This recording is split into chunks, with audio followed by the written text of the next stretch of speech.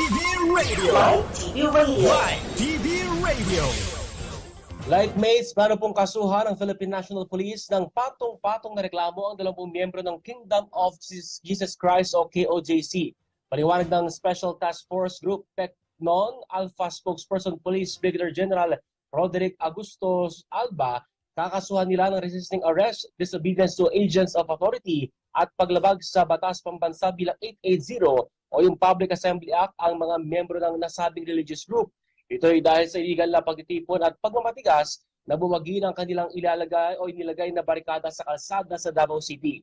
Wala pong binigay na timeline ng opisyal kung malapit o ilang araw pa aabutin pang matunton ang puganteng pastor at ang kanyang kasama.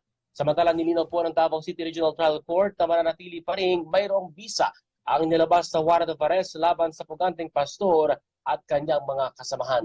Newsline